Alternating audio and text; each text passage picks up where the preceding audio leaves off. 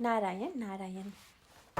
आज हम पढ़ रहे हैं अंतर दर्पण बाय डॉक्टर श्री राम किंकर जी महाराज। चतुर्थ प्रवचन। श्री राम शरणम मम। अयोध्या कांड के प्रारंभ में साधना का जो विलक्षण रूप प्रस्तुत किया गया है उसे हम और आप हृदयंगम करने की चेष्टा करें। गोस्वामी जी ने श्री रामचरितमानस में समस्त कांडों के अंत में उस कांड के पढ़ने या सुनने का क्या फल है इसका संकेत किया है। बालकांड के अंत में वे जो फलश्रुति लिखते हैं वह है सिय रघुवीर विवाहुजे सप्रेम गावहि सुनहि।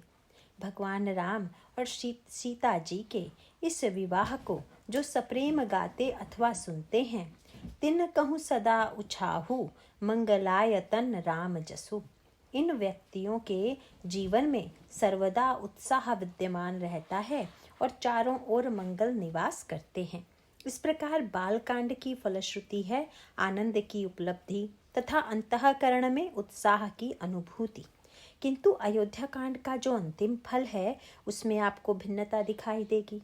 अयोध्या कांड के अंत में गोस्वामी जी कहते हैं, भरत चरित्र करि नेमु तुलसी जो आदर सुनहि। श्री भरत चरित्र का जो आदर और नियम पूर्वक श्रवण करते हैं उन्हें दो वस्तुएं मिलती हैं, किंतु भरत के द्वारा जो मिलता है उसके विषय में यह निश्चित रूप से कहा जा सकता है कि उसके ग्राहक तो कम ही हैं। कई बार लोग यह प्रश्न करते हैं कि श्री भरत श्री हनुमान जी की अपेक्षा अधिक महान है, लेकिन फिर भी जिधर देखिए उधर पूजा तो हनुमान जी की ही हो रही है। उनके मंदिर गांव-गांव में दिखाई दे रहे हैं, श्री भरत जी का मंदिर कहीं नहीं दिखाई देता। कई बार लोग मुझसे पूछते हैं कि ऐसा क्यों, और भाई मैं तो यही कहूँगा कि हनुमान जी जो देते हैं उसके ग्राहक बहुत हैं और भरत जी जो देते हैं उसके ग्राहक बहुत कम हैं। क्योंकि हनुमान जी की स्तुति करते हुए हनुमान चालीसा में कहा गया है कि नासई रोग हरई सब पीरा जपत निरंतर हनुमत बीरा। संकट ते हनुमान छुड़ावई मन क्रम वचन ध्यान जो लावई।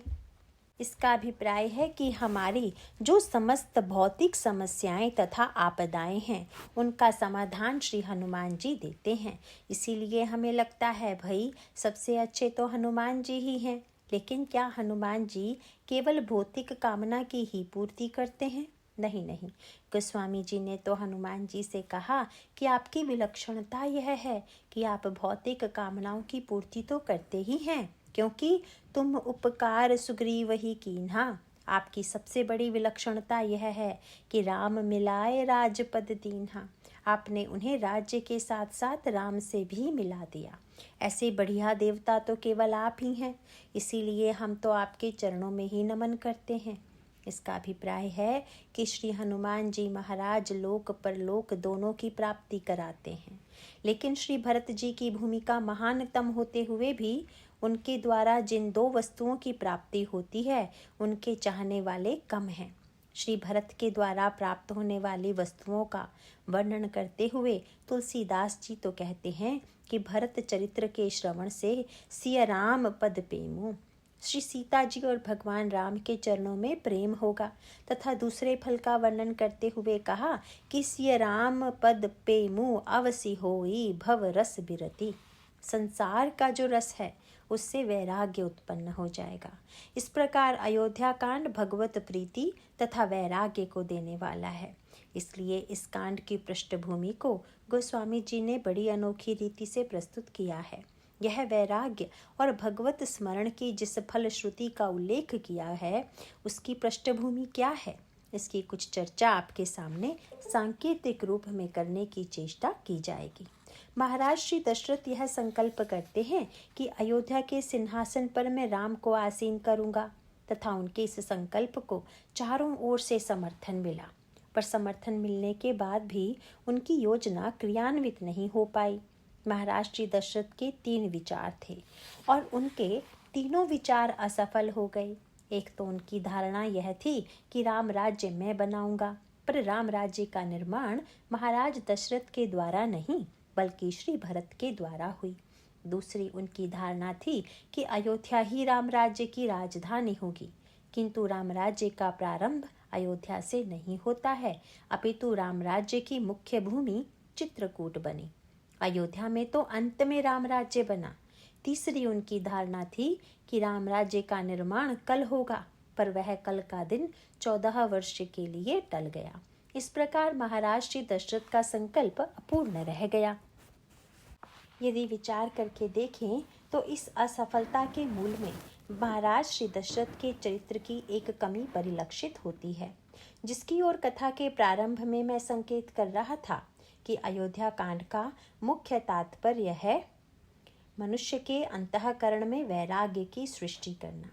परंतु महाराज श्री दशरथ के जीवन में धर्म है, सत्कर्म है, पर इतना होते हुए भी उनके जीवन में वैराग्य नहीं है। उनके जीवन में क्रिया के प्रति आसक्ति है। इस प्रसंग को थोड़ा अधिक विस्तार से हम और आप समझने की चेष्टा करें। महाराज श्री दशरथ ने जिस दिन यह संकल्प किया कि मैं कल प्रातःकाल अयोध्या के सिंहासन पर राम को बैठाऊंगा, लेकिन आज और कल के बीच में एक रात भी बाकी थी और यही रात राम राज्य के संकल्प की पूर्ति में बाधक बन गई। इसका अभिप्राय है कि प्रारंभ में प्रकाश तथा अंत में प्रकाश, लेकिन बीच में अंधेरा दिखाई दे रहा है। परंतु इस अंधकार में महाराज श्री दशरथ की भूमिका बड़ी अनोखी है। जब महाराज श्री दशरथ यह संकल्प कर चुके कि कल अयोध्या के सिंहासन पर श्री राम को बैठाना है, तब उनके सामने यह प्रश्न आया कि आज की रात्रि को किस महारानी के महल में व्यतीत किया जाए। और तब उनके स्वभाव में जो राग एवं आसक्ति है, उसी आसक्ति और राग का परिचय प्राप्त हो जाता है तथा महाराज श्री वह रात्रि कैकई के महल में व्यतीत करने का निश्चय करते हैं।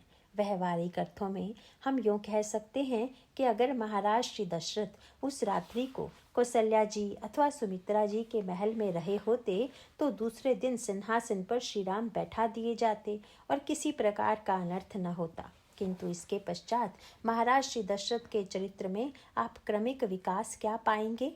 आगे चलकर वर्णन आता है कि जिस समय कैकई जी ने श्री राम के लिए वन और भरत के लिए राज्य की याचना की, उस समय महाराज श्री दशरथ के अंतःकरण में कैकई के प्रति ग्लानि और वैराग्य उत्पन्न हुआ तथा अंत में तो महाराज श्री दशरथ कैकई के भवन से निकलकर कौशल्या जी के महल में चले जाते हैं।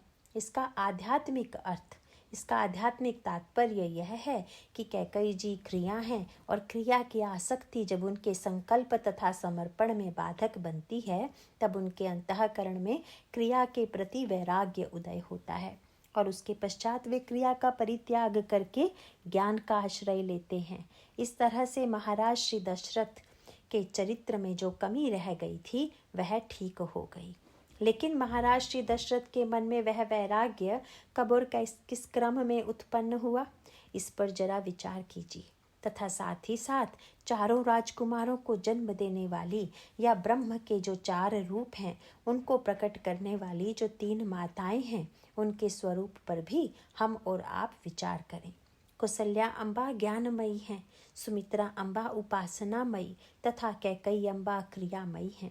अगर आप ज्ञान की व्याख्या समझना चाहें तो कौशल्या जी के चरित्र को पढ़ लीजिए।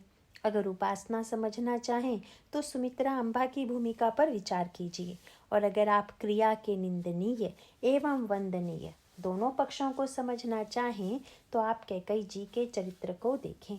कौशल्या जी ज्ञानमयी हैं और ज्ञान की व्याख्या करते हुए कहा गया कि जहाँ पर भेद बुद्धि पूरी तरह मिट गई है, ज्ञान मान जहाँ एक नाही, देख ब्रह्म समान सब माही।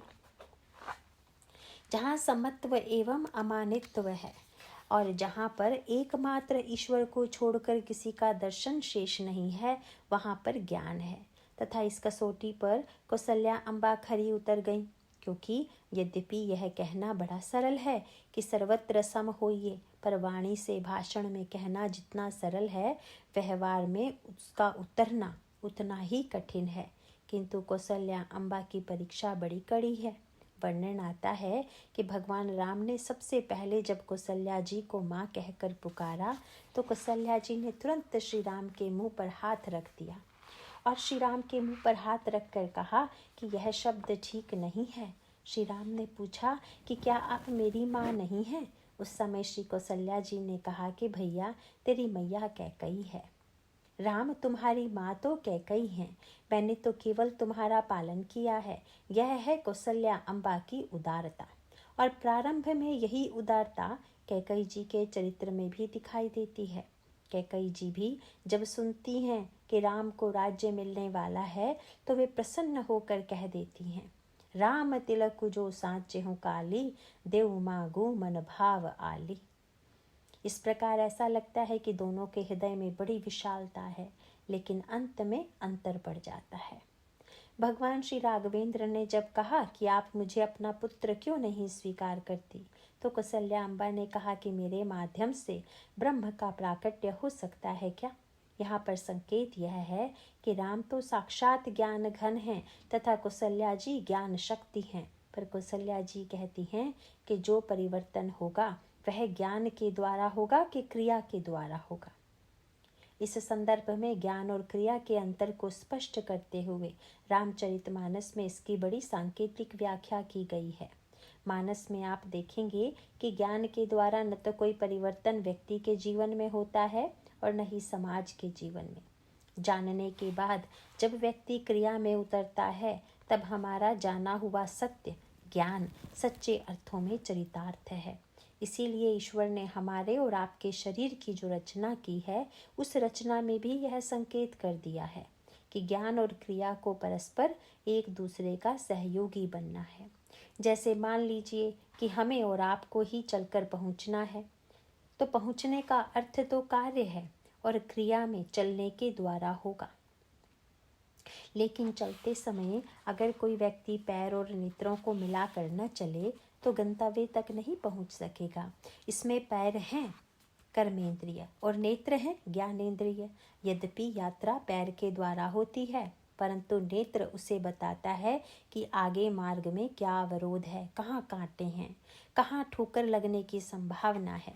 इसका अभिप्राय है कि अगर आपके पास दृष्टि ही दृष्टि हो तथा आप खड़े होकर सामने की ओर देखें और आपको दिखाई पड़े कि मार्ग तो बिल्कुल साफ है, पर आप चलने की चेष्टा न करें तो केवल आप देख तो लेंगे लेकिन पहुंचेंगे कहीं नहीं। और यदि आप केवल चलने की ही चेष्टा करें परंतु ज्ञान का उपयोग न करें तो उसका परिणाम यह होगा कि आप मार्ग में ठोकर खाकर अवश्य गिरेंगे। बहुधा हम लोग बोलचाल में यह कहते हैं कि पैर फिसल गया, पर सच्चाई यह है कि पैर बाद में फिसलता है, आंखें पहले फिसलती हैं। अगर आंख न फिसले तो पैर कभी नहीं फिसलेगा। इसका अभिप्राय है कि जीवन में ज्ञान और कर्म दोनों का समन्वय होना चाहिए, परंतु इन दोनों के बीच में तीसरा है हृदय।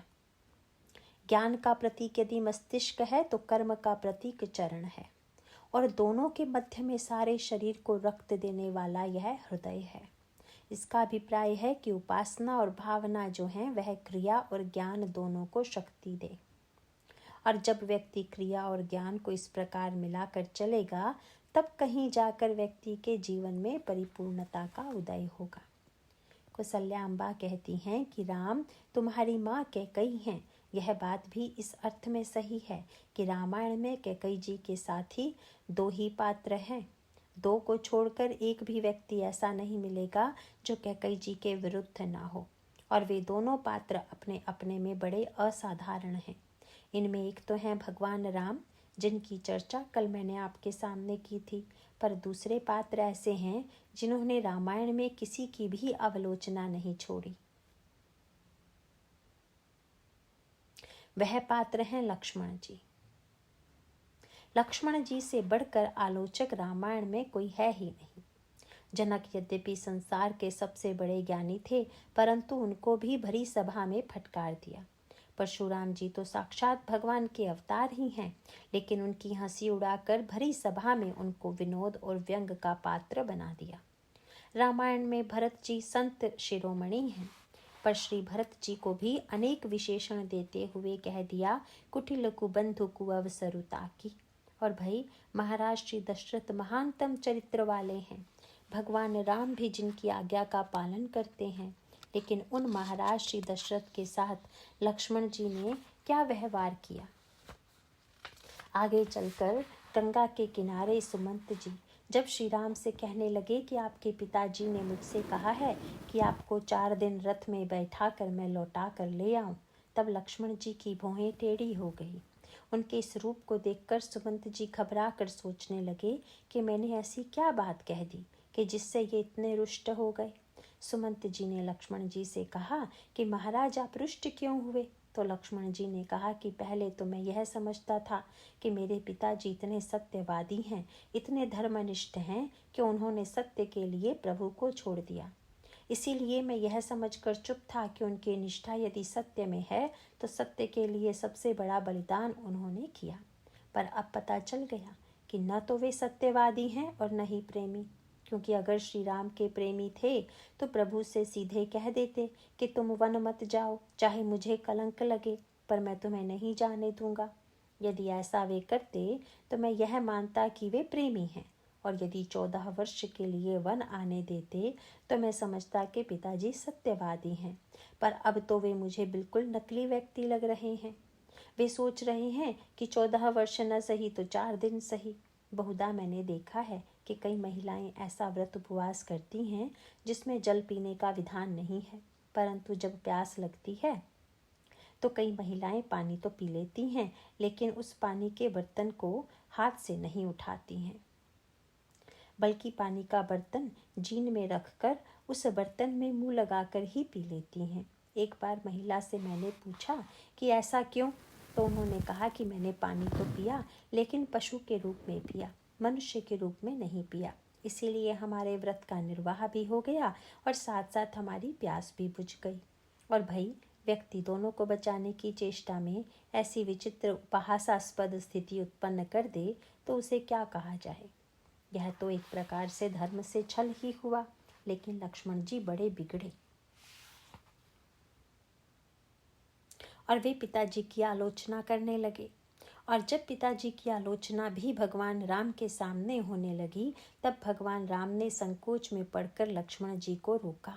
प्रभु ने सुमंत जी से हाथ जोड़कर कहा कि आप मेरी शपथ लेकर मुझे यह वचन दीजिए कि कह भी न तात लखन लरिकाई, लक्ष्मण का लड़कपन आप पिताजी से नहीं कहेंगे, क्योंकि ये तो छोटे बालक हैं, इसीलिए इनके शब्दों के अर्थ पर विचार करने की आवश्यकता नहीं है।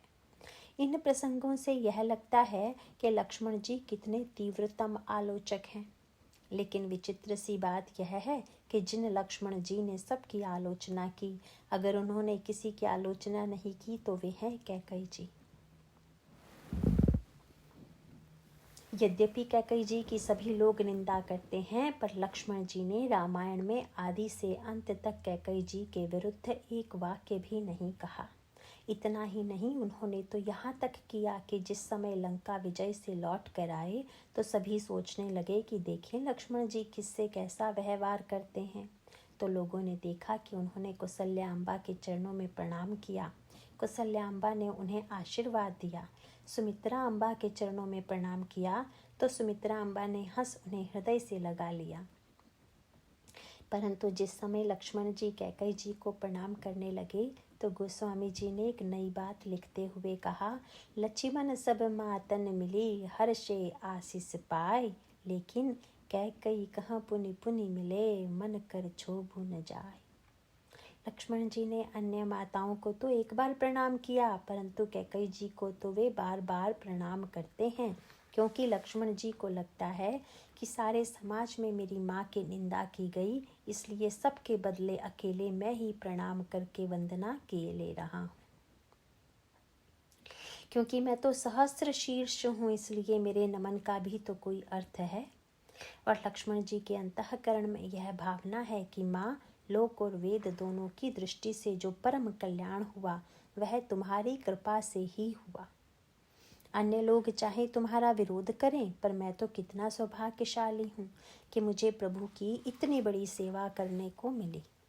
पर यह सेवा तो तुम्हारी कृपा से ही मिली। अगर तुम अवसर न देती तो मुझे सेवा करने को कहाँ मिलती। यदि तुम स्वयं कलंक लेकर प्रभु को बनवासी न बनाती तो रावण जैसे शत्रु का विनाश करके प्रभु को जो अतुलनीय कीर्ति प्राप्त हुई एवं राम राज्य की स्थापना की जो भूमिका बनी, यह कैसे बनती। इसमें तुमने सबसे अधिक कष्ट उठाकर यह महानतम कार्य संपन्न किया है, इसलिए मैं तुम्हारे प्रति नमन करता हूँ। लक्ष्मण जी का तात्पर्य है कि क्रिया में कुछ न कुछ कमी तो रह ही जाती है, जो कि संसार में दिखाई देने लगती है। यह तो क्रिया का एक पक्ष हुआ। अन्य लोग चाहे तुम्हारा विरोध करें, पर मैं तो कितना सौभाग्यशाली हूँ कि मुझे प्रभु की इतनी बड़ी सेवा करने को मिली। पर यह सेवा करने को कहाँ मिलती? यदि तुम स्वयं कलंक लेकर प्रभु को वनवासी न बनाती, तो रावण जैसे शत्रु का विनाश करके प्रभु को जो अतुलनीय कीर्ति प्राप्त हुई एवं राम राज्य की स्थापना की जो भूमिका बनी, यह कैसे बनती? इसमें तुमने सबसे अधिक कष्ट उठाकर यह महानतम कार्य संपन्न किया है, इसलिए मैं तुम्हारे प्रति नमन करता हूँ। लक्ष्मण जी का तात्पर्य है कि क्रिया भले ही कितनी भी श्रेष्ठ क्यों ना हो, पर क्रिया में कुछ ना कुछ कमी तो रह ही जाती है, जो संसार में दिखाई देने लगती है। यह तो क्रिया का एक पक्ष हुआ। अभी चर्चा चल रही थी कि जब समय की कसौटी पर कसी गई कौशल्या जी, तो ज्ञान की परीक्षा हो गई और उनका ज्ञान असली है कि नकली। श्री राम वन जाने के लिए कौशल्या अम्बा से आज्ञा मांगने के लिए आए हुए हैं, परंतु माँ को अभी तक यह पता नहीं है कि राम वन जा रहे हैं। माँ के चरणों में जब भगवान राम ने प्रणाम किया, तो माँ ने बड़े स्नेह से कहा कि राघवेंद्र, पहले तुम कुछ फल खा लो, उसके बाद तुम पिताजी के पास जाना। आज तुम्हें पिताजी अयोध्या के राजपद पर अभिषिक्त करने वाले हैं। भगवान श्री राम ने कहा, माँ, मैं तो तुम्हें यह समाचार देने आया हूँ कि अब तो मैं युवराज के स्थान पर सीधे राजा बना दिया गया हूँ। प्रभु ने कहा, पिता दीन ही मुहि कानन राजू, जहाँ सब भांति मोर बड़ काजू। माँ, अब तो पिताजी ने मुझे जंगल का राज्य दिया है। कौशल्या जी ने कहा कि जंगल का राज्य तो आज तक सुना नहीं। प्रभु ने कहा कि यहाँ तो राज्य करने वाले सभी लोग हैं, इसीलिए राजा की तो वन में ही आवश्यकता थी, क्योंकि वन में उच्छृंखलता, अन्याय तथा अत्याचार अभी बचा है। इसीलिए पिताजी ने मुझे जंगल का राज्य दिया है और मैं आपकी आज्ञा लेने यहाँ आया हूँ और आप मुझे आदेश दे दीजिए। कौशल्या जी बड़ी बुद्धिमती हैं। वे श्री राम के शील से परिचित हैं। उन्होंने पूछा कि ऐसा कैसे हुआ। तब श्री राम तो नहीं बोले, पर श्री राम के साथ आए हुए प्रधानमंत्री के पुत्र ने कौशल्या जी को सारा समाचार सुनाया कि किस प्रकार से कैकेयी जी ने वरदान मांगा। और सचमुच कौशल्या अम्बा अपनी ज्ञान निष्ठा में कहीं पर भी डिगने वाली नहीं है। कौशल्या जी ने तुरंत कहा कि राघवेंद्र, जऊ केवल पितु आय सुताता, तऊ जानी जहु जानी बड़ी माता। राम, अगर तुम्हारे पिताजी ने ही तुम्हें वन जाने की आज्ञा दी हो, तो मैं आज्ञा देती हूँ कि तुम वन मत जाओ, क्योंकि उनकी अपेक्षा मेरा स्थान श्रेष्ठ है। इसलिए तुम मेरी बात मानकर रुक जाओ। लेकिन जहु पितु माँ तु कहो वन जाना, तऊ कानन सत अवध समाना। पर अगर तुम्हारी माँ कैकेयी ने भी वन जाने के लिए कहा हो, तब तो तुम्हारे लिए वन सैकड़ों अयोध्या के समान है और मैं चाहूंगी कि तुम वन चले जाओ। आगे चलकर जब श्री भरत लौट कर आते हैं और कौशल्या जी श्री भरत को देखती हैं, वहाँ पर भी गोस्वामी जी ने उनके ज्ञान एवं समत्व के भाव का उल्लेख किया।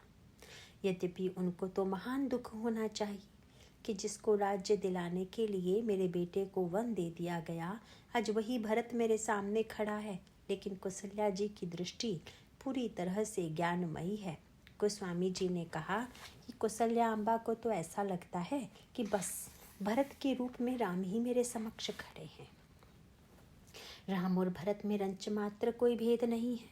राम भरत दो सुत सम जानी। इस प्रकार प्रतिकूलता में भी जिसका समत्व स्थिर रहे, जिसके अंतःकरण में विद्वेष और भेद की सृष्टि न हो, उसी में सच्चा ज्ञान है, तथा ऐसा सच्चा ज्ञान कौशल्या जी में है। सुमित्रा जी मूर्तिमती उपासना है। अगर कोई समझना चाहे कि उपासना क्या है, तो वह इसी प्रसंग में सुमित्रा अम्बा के चरित्र को देख ले। भगवान राम जब वन से लौट कर आए तथा प्रभु का राज्याभिषेक हो गया, तो एक दिन सुमित्रा अम्बा एकांत में श्री राम से मिलने के लिए आई और यह कहा कि आज मैं तुमसे कुछ बात करूंगी। और श्री राम ने जब आदेश दिया तो सुमित्रा अम्बा ने बड़े स्नेह भरे स्वर में श्री राम से कहा कि राघवेंद्र, तुम्हारे विषय में मैंने एक समाचार सुना है, पर उसका प्रमाण मुझे नहीं मिल रहा है।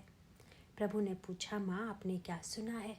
तो उन्होंने कहा कि मैंने सुना है कि तुम बड़े उदार दाता हो, लेकिन तुमने मुझसे कभी यह नहीं कहा कि तुम कुछ मांग लो, तो मैं कैसे समझूं कि तुम बड़े उदार हो। भगवान ने माँ के चरणों को पकड़कर कहा कि माँ, सबको मैंने भले ही देना सीखा हो, पर आपसे तो लेना ही सीखा है। देने की तो मैं कल्पना ही नहीं कर सकता।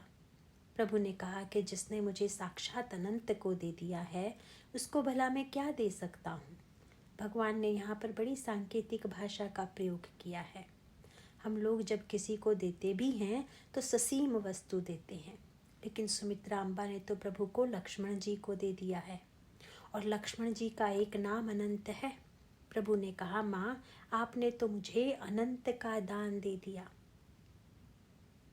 और जब आपने माँ की ममता को छोड़कर अपने पुत्र का दान दे दिया, इसलिए मैं आपके समक्ष अपने को दरिद्र अनुभव करता हूँ। मेरे मन में यह कल्पना भी नहीं है कि मैं आपको सचमुच दे सकता हूँ। श्री राम ने कहा, माँ संसार के लोग तो मुझे उदार मानते हैं, पर मैं मानता हूँ कि उदार तो तुम हो। सुमित्रा अम्बा ने कहा, बिल्कुल नहीं, मैं तो रंच मात्र उदार नहीं हूँ।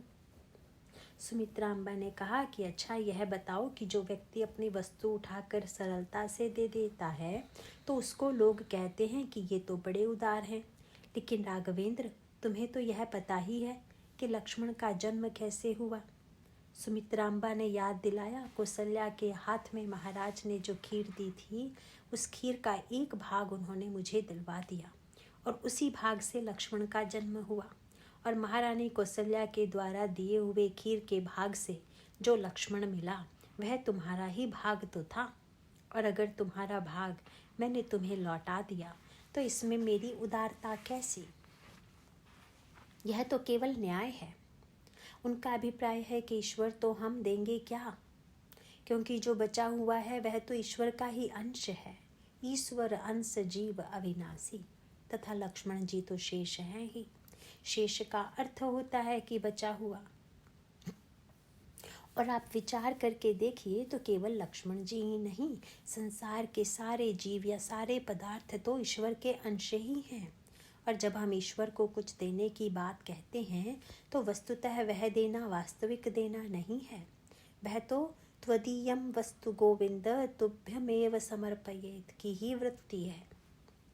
हमारे अंतःकरण में समर्पण का भी अभिमान न हो। यह महानतम समर्पण वृत्ति सुमित्रा अम्बा के चरित्र में दिखाई देती है।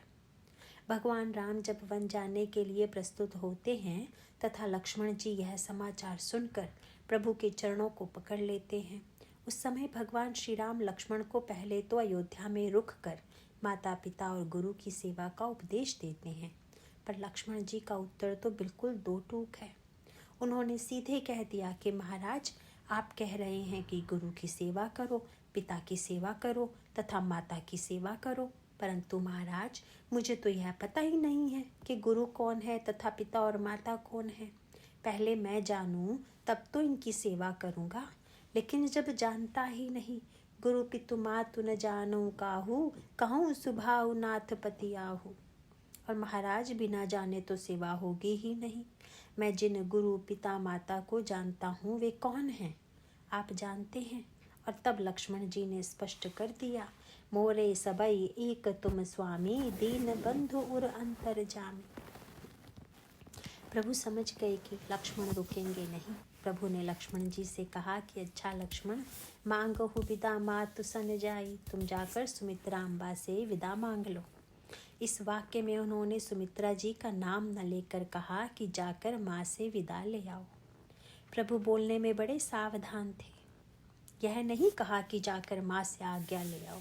प्रभु जानते हैं कि अगर मैंने आज्ञा शब्द का प्रयोग भी किया तो लक्ष्मण वहाँ भी जाना अस्वीकार कर देंगे, क्योंकि आज्ञा लेने और विदा लेने में अंतर है। आज्ञा लेने का अर्थ है कि आप किसी से कहें कि मैं जाऊं कि ना जाऊं, और विदा लेने का अर्थ है कि जाने का निर्णय तो हो चुका है, अब तो केवल शिष्टाचार के रूप में प्रणाम करना है। भगवान श्री राम ने कहा, लक्ष्मण, मैं तुम्हें आज्ञा के लिए नहीं भेज रहा हूँ, बल्कि मैं तो केवल विदा मांगने के लिए भेज रहा हूँ। मांगहु विदा मातु सन जाई, क्योंकि मेरी आज्ञा तो यही है कि आ बहु बेगी चलह बन भाई। भगवान राम कहते हैं कि माँ से विदा लेकर जल्दी आओ और मेरे साथ वन चलो। क्या भगवान राम को यह भय नहीं लग रहा है कि सुमित्रा अम्बा कहीं लक्ष्मण को रोकने की चेष्टा तो नहीं करेंगी?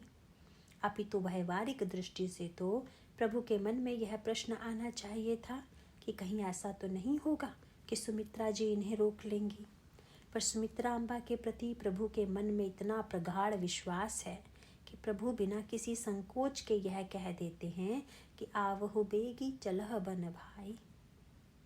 लक्ष्मण जी ने प्रभु से पूछा कि महाराज, जब आप स्वयं आज्ञा दे रहे हैं कि आकर जल्दी से चलो, तो वहाँ पर मुझे क्यों भेज रहे हैं? प्रभु ने कहा, लक्ष्मण, नियम यह है कि विदा के समय विदाई ली जाती है और तुम वहाँ बहुत बढ़िया विदाई पा जाओगे, इसीलिए मेरी बात मान कर तो देखो। और सचमुच लक्ष्मण जी को जैसी विदाई मिली वैसी तो अप्रतिम थी। बहुधा विदाई धन या किसी वस्त्र के द्वारा होती है, परंतु सुमित्रा अम्बा ने लक्ष्मण की किस रूप में विदाई की, इसकी चर्चा अभी हम आपके सामने करेंगे। मानस में यह प्रसंग पढ़कर बड़ा आश्चर्य होता है कि भगवान श्री राघवेंद्र सुमित्रा अम्बा के चरणों में बिना प्रणाम किए वन चले गए। यदि श्री राम चाहते तो लक्ष्मण जी के साथ स्वयं सुमित्रा अम्बा के पास जाते तथा उनके चरणों में प्रणाम करके यह कहते कि माँ, क्या मैं लक्ष्मण को अपने साथ ले जाऊं? पर प्रभु ने बड़ा अनोखा कार्य यह किया कि वन जाने के पूर्व कौसल्याम्बा से एक बार मिले, कैकेयी जी से 2 बार मिले, क्योंकि प्रभु से सबसे पहले अधिक ध्यान तो कैकेयी जी का ही रखते थे। इसका तात्पर्य है कि जहाँ क्रिया की ओर प्रवृत्ति हो वहाँ पर सबसे अधिक ध्यान रखने की अपेक्षा है। पर सुमित्रा जी से तो एक बार भी नहीं मिले। और दूसरी ओर सुमित्रा अम्बा भी कैसी अनोखी माँ हैं। उन्होंने लक्ष्मण जी को तो श्री राम के साथ भेज दिया, पर वन गमन के समय स्वयं श्री राम से मिलने नहीं गई। कितना आश्चर्य है कि न तो श्री राम सुमित्रा जी से मिले और न ही सुमित्रा जी श्री राम से मिली। तो क्या भगवान राम के मन में सुमित्रा अम्बा के प्रति आदर है? नहीं नहीं, सुमित्रा अम्बा के प्रति प्रभु के मन में इतना अपनत्व और इतना विश्वास है कि उसी अपनत्व और विश्वास के परिणाम स्वरूप भगवान राम उनसे मिलने नहीं गए। यदि किसी ने कर्ज लिया हो और पुराना कर्ज तो चुका न पाए, तब तक नए सिरे से कर्ज लेने की आवश्यकता पड़ जाए, तो सभ्य व्यक्ति को यह संकोच लगेगा कि भाई अभी पुराना तो दिया नहीं, फिर नया मैं कैसे मांगूं। इसी प्रकार भगवान राम ने लक्ष्मण जी से कहा कि मुझे तो बड़ा संकोच लग रहा है, क्योंकि माँ का पुराना ऋण तो मैं चुका नहीं पाया, अब फिर से तुम्हें मांगने के लिए कैसे जाऊं। इसीलिए मेरा तो साहस नहीं है माँ के समय जाने का। लेकिन मैं जानता हूँ कि मेरी माँ इतनी उदार है कि भले ही मैं संकोच के कारण न जाऊं, पर इसमें कोई संदेह नहीं है कि वे तुम्हें अनुमति अवश्य दे देंगी। इसीलिए प्रभु ने बड़े विश्वास से कहा, मांगहु विदा मातु सन जाई, आवहु बेगी चलहु बन भाई। लक्ष्मण, तुम्हारे मन में भले ही संदेह हो कि कहीं माँ बाधा न डाल दे, पर मैं अपनी माँ को जानता हूँ। सचमुच लक्ष्मण जी को जो विदाई मिली वह सर्वथा कल्पनीय थी। रामचरितमानस में लक्ष्मण जी ने बहुतों की भूल निकाली, पर लक्ष्मण जी की भूल अगर किसी ने निकाली तो केवल सुमित्रा अम्बा ने। लक्ष्मण जी ने सुमित्रा अम्बा को प्रणाम करके सारा समाचार सुनाया। सारा समाचार सुनकर सुमित्रा अम्बा ने पूछ दिया कि लक्ष्मण, श्री राम यदि वन जा रहे हैं तो तुम यहाँ कैसे चले आए? लक्ष्मण जी ने कहा कि प्रभु ने मुझसे कहा कि जाकर माँ से विदा ले आओ, इसीलिए मैं यहाँ आया हूँ। परंतु सुमित्रा अम्बा ने कहा, लक्ष्मण, 14 वर्ष के श्री गणेश में ही जब तुम इतनी बड़ी भूल कर रहे हो तो सेवा कैसे करोगे? लक्ष्मण जी ने जानना चाहा, माँ क्या भूल हो गई? तो उन्होंने कहा, लक्ष्मण, अभी तक तुम मुझे ही माँ समझते हो और माँ समझकर आज्ञा लेने आए हो, इससे बड़ी भूल और क्या होगी। नहीं नहीं लक्ष्मण, जब श्री राम ने कहा कि माँ से विदा ले आओ तो तुम यहाँ ना आकर अगर श्री सीता जी के चरणों में प्रणाम करके उन्हीं की आज्ञा लेकर चले जाते तो मैं समझ लेती कि तुमने माँ को सही रूपों में पहचान लिया है। पर तुम मेरे पास चले आए, इसीलिए लगता है कि तुम्हारी दृष्टि में कुछ कमी है। अरे तुम्हारी वास्तविक माँ तो श्री सीता ही है। तात तुम्हारी माँ तुवै देही। शब्द कितना सार्थक था सुमित्रा अम्बा का। उन्होंने कहा कि वैदेही के बेटे ने देह को माँ मान लिया, और जब तुमने माँ के रूप में मुझे देख लिया तो अभी तुमसे कमी है। लक्ष्मण जी ने सुमित्रा अम्बा के चरणों को पकड़ लिया और बोले, माँ मैं समझ गया कि प्रभु ने मुझे आपकी इस पाठशाला में सच्ची शिक्षा लेने के लिए ही भेजा है। मैं 14 वर्ष के लिए साथ में जाना चाहता था, पर प्रभु ने मानो कहा कि माँ से पहले उपासना की दीक्षा तो ले लो, तब तुम समझ जाओगे कि सच्चे अर्थों में समर्पण और सेवा क्या है। भगवान राम ने जिस पाठशाला में भेजा उसमें लक्ष्मण जी को तो जो प्रेरणा मिली वह सर्वथा अनोखी थी। यद्यपि सारे संसार के लोग तो यही कहते हैं कि लक्ष्मण जी ने भगवान के लिए बड़ा त्याग किया, और लक्ष्मण जी के मन में यह बात आ जाती कि मैंने तो प्रभु के लिए बड़ा त्याग किया है, तो उसका परिणाम अनर्थकारी भी हो सकता था। क्योंकि संसार में झगड़ा इसीलिए होता है कि जब हम समझते हैं कि हमने अमुक के लिए बड़ा त्याग किया है तथा बड़े त्याग के बदले में हमारे मन में बड़े सम्मान की आशा बन जाती है। किंतु जब हमको यह लगता है कि हमारे त्याग का समुचित फल प्राप्त नहीं हो रहा है तो हमारे अंतःकरण में प्रतिकूल वृत्ति का उदय होता है। इसीलिए सुमित्रा अम्बा ने कहा कि लक्ष्मण तुम यह भ्रम मत पालना कि तुमने राम के लिए त्याग किया है। वस्तुतः सत्य तो यह है कि तुम राम के लिए त्याग नहीं कर रहे हो, बल्कि राम ही तुम्हारे लिए त्याग कर रहे हैं। तथा व्याख्या करके बता दिया कि तुम काहे का त्याग कर रहे हो। यदि कोई कह दे कि क्या लक्ष्मण जी बन जाकर त्याग नहीं कर रहे हैं, सुमित्रा जी ने मानो कौशल्या अम्बा के वाक्य की ओर ध्यान दिलाया कि तुम कहाँ जा रहे हो, क्योंकि अवध तहाँ जहाँ राम निवासु तह दिवसु जहाँ भानु प्रकाशु। लक्ष्मण तुम तो अयोध्या जा रहे हो, वन में तो हम लोग हैं, और अयोध्या में तुम्हें किसी प्रकार के कष्ट की आशंका नहीं करनी चाहिए, क्योंकि तुम कहूँ बन समय भांति सुपासु संग पितु मातु राम सिय जासु। अरे सीता जैसी माँ और राम जैसे पिता जिसके साथ निरंतर विद्यमान हो, उससे बढ़कर सौभाग्यशाली भला कौन होगा। इसीलिए तुम सर्वदा यह याद रखना कि राम तुम्हारे लिए अपने पिता को छोड़कर जा रहे हैं, भरत को छोड़कर जा रहे हैं, राज्य को छोड़कर जा रहे हैं। तुम कोई त्याग नहीं कर रहे हो। लक्ष्मण जी ने माँ के चरणों को पकड़ लिया। उन्हें लगा कि यदि यहाँ विदाई लेने न आता तो बड़े घाटे में रहता। जब सुमित्रा अम्बा विदाई देने लगी तो तुलसीदास जी से किसी ने पूछा कि सुमित्रा जी लक्ष्मण जी को आशीर्वाद दे रही हैं, तो तुरंत गोस्वामी जी ने कहा कि लक्ष्मण जी का एक नया नाम लिख दिया। उस समय उन्होंने कहा कि तुलसीदास के स्वामी लक्ष्मण जी को सुमित्रा अम्बा आशीर्वाद दे रही हैं, और इस समय लक्ष्मण को तुलसीदास जी के स्वामी कहने का अभिप्राय बड़ा मधुर है। गोस्वामी जी समझ गए कि अब जब स्वामी को विदाई मिल रही है और सेवक यदि पीछे रहेगा तो उसको भी आशीर्वाद का कुछ अंश मिल जाएगा। इस प्रकार माँ जो दे रही है उसमें मुझे भी तो कुछ भाग मिलेगा। गोस्वामी जी कहते हैं कि सुमित्रा जी ने लक्ष्मण जी को सिख दे आय सुदीन पुनि आशीष दई।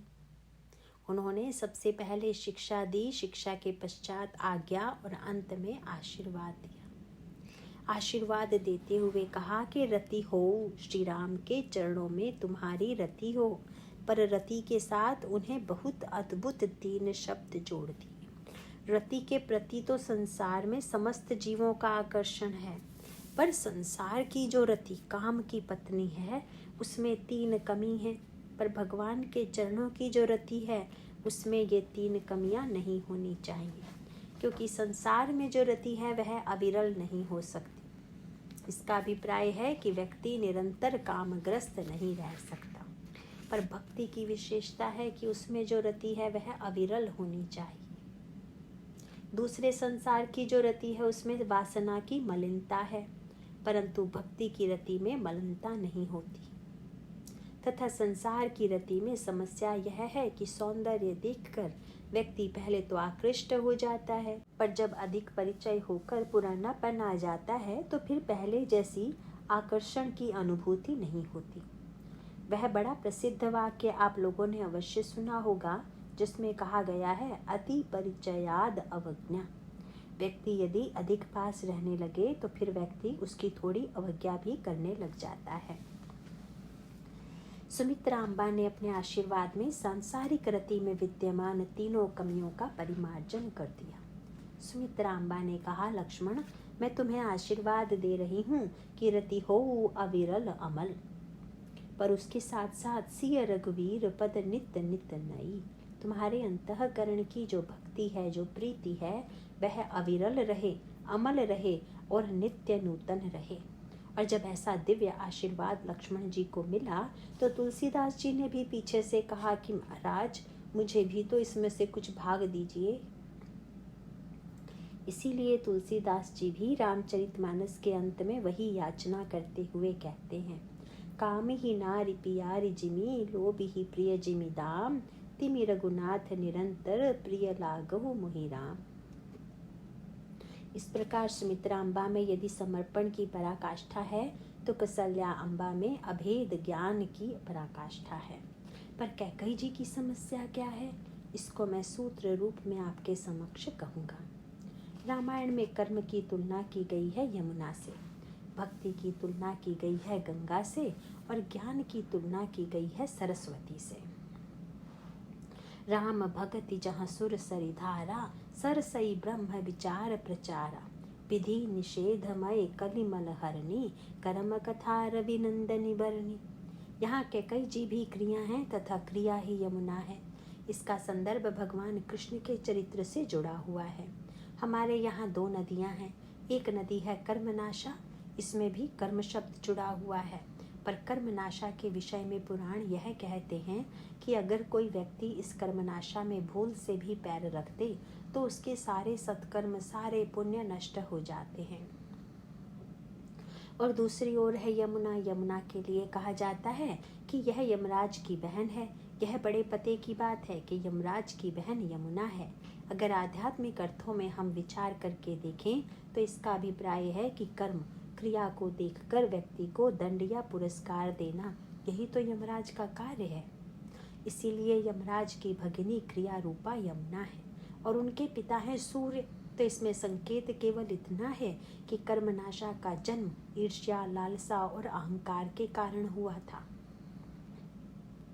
जिस समय वशिष्ठ के पास राजा त्रिशंकु आए और त्रिशंकु ने यह कहा कि मैं स्वर्ग जाना चाहता हूँ, वशिष्ठ ने कहा कि तुम तो स्वर्ग जाओगे ही, क्योंकि तुम तो महान पुण्यात्मा हो। त्रिशंकु ने कहा, महाराज, जैसे सब लोग स्वर्ग जाते हैं, अगर मैं भी वैसे ही गया तो फिर मेरी क्या विशेषता है।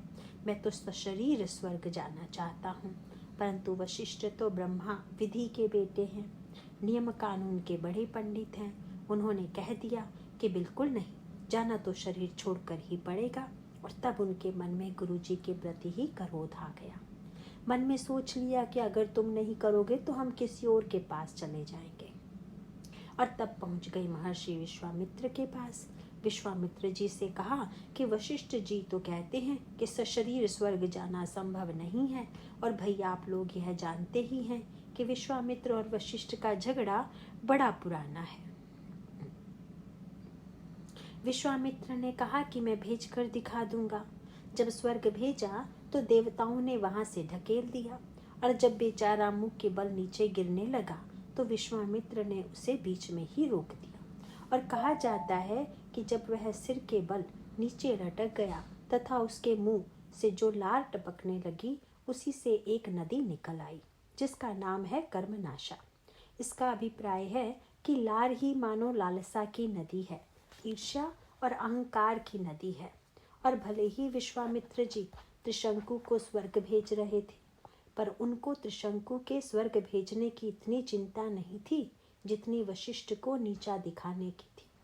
इसका तात्पर्य है कि बढ़िया काम करने में भी दूसरे को नीचा दिखाने की ही वृत्ति अगर हो तो उसका परिणाम यह होगा कि हमारे सत्कर्म नष्ट हो जाएंगे। इस प्रकार एक कर्म वह है जिसका जन्म लालसा से होता है। यह हमारे आपके सबके जीवन में है। अगर हम ध्यान से देखें तो यह लालसा की नदी हम सबके जीवन में बह रही है, और हमारे कर्म के पीछे भी अगर वही लालसा है तो हम जो कुछ कर्म कर रहे हैं वह इस लालसा की नदी में समाप्त होता जा रहा है। यह मानो कर्म का एक स्वरूप है। दूसरी ओर सूर्य की बेटी यमुना है। सूर्य विचार और ज्ञान का प्रतीक है। इसका अभिप्राय है कि जिस कर्म के मूल में ज्ञान हो, विचार हो, वह कर्म मनुष्य के पापों को नष्ट कर देता है। यमुना धन्य है जो सूर्य से जन्म लेकर मर्त्यलोक में पापों को नष्ट करती हुई तीर्थयाज प्रयाग में आकर गंगा से मिल जाती है, और इन्हीं यमुना के तट पर अवतरित होकर भगवान स्वयं विहार करते हैं। भगवान श्याम सुंदर को तो यमुना अत्यंत प्रिय है, तथा रामायण के संदर्भ में भी यदि विचार करके देखें तो कैकई क्रियामयी हैं, और क्रिया के रूप में अगर यमुना से इनकी तुलना करें तो जैसे यमुना के तट पर भगवान विहार करते हैं, इसी तरह से कैकई जी के यहाँ तो श्री राम निरंतर रहते हैं। लेकिन इतना होते हुए भी यमुना में एक कमी है, तथा उसी कमी को दूर करने के बाद यमुना पूरी तरह से धन्य हो पाई। पर यमुना का दोष जो था उसे भगवान ने दूर किया।